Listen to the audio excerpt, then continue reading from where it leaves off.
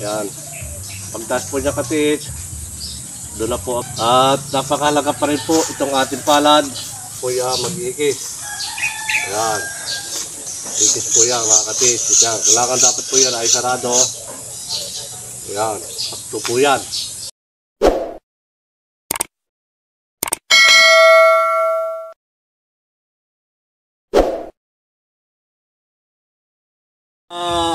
Italy, this is the single antenna, all cobalt. You put load here inside the handle, then open it and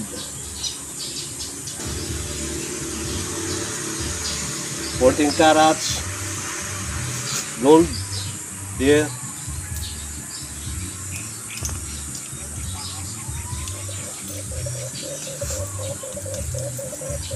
And this is bracelet 18 carats bracelet. Ito mga katiits, yung pong aking ginawa na ipinagawa po ng ating isang katiits mula po sa bansang Italy. Ito po yung dalawang antena na lahat po ito ay cobalt at may cobalt din po dito sa may handle. At ito po yung pinagawa sa akin, bagong modelo na nagustuhan po niya.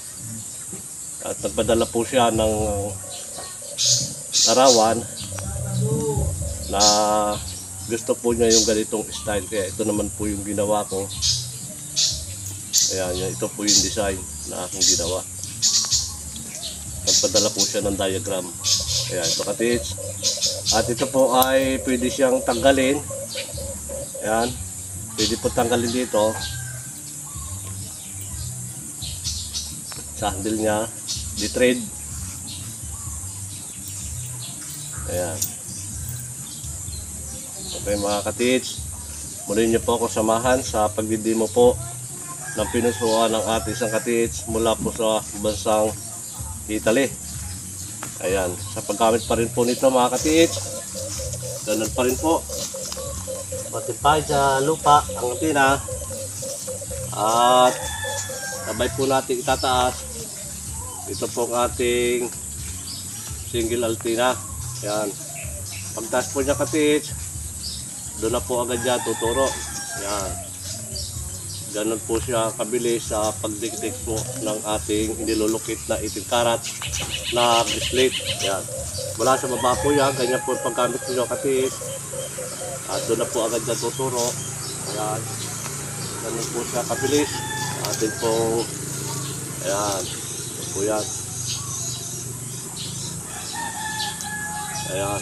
At napakahalaga pa rin po itong ating palad. Dikit pa rin po yung sandal. At ito po ay hindi namamagnet. Yung cobalt lahat po ito. Akin po ginawa. Ayan. At ito katiits. Ayan, yun po yung ating target. Ayan, baba. Doon pa rin. Ayan. At kapag ito po tatapatan, ayan, kung sana po yan mag-iikis. Ayan. Ikis po yan mga katiits. Ayan. Kailangan dapat po yan ay sarado. Ayan. Sakto po yan sa ating pong target. Ayan. Ito pa katiits. Wala pa rin yan sa baba. Yan po yan. Magkamit pa rin po yan. Mag-iikis po siya kapag natatakan. Ayan. Dahil dito po yung ground natin sa ating pong target. Kapag nagbumuka po yan, ibig sabihin wala na po tayo doon sa ating items. Yan po ay kusa na po siyang babalik mga katiits. Ayan. Ito pa rin. Ito po yung ating single antena na puro po yan cobalt. Ayan. Yan po yan. Ito po yung may bala.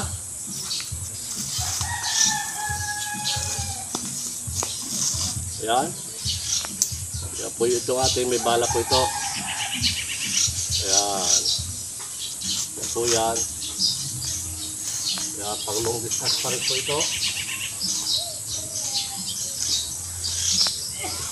Ayan. So pa rin po siya nagtuturo. At right mga katids, na ito po ay ating tatapatahan. Ayan. Ayan. Yan po yan.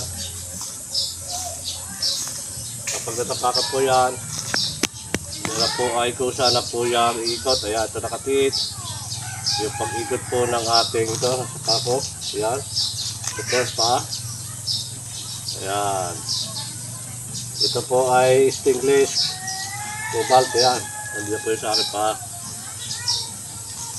Kaya ito na po yung ating pinusuan ng ating pong isang katit mula po sa bansang Italy na siya po ay paapat na bisis na kumuha sa akin ng ganito ng single locator. Pero ito po yung in-request niya sa akin na gusto po niya yung ganito at diagram po yung pinadala niya. Ayan. Ito pa rin. Yan pa rin po yan.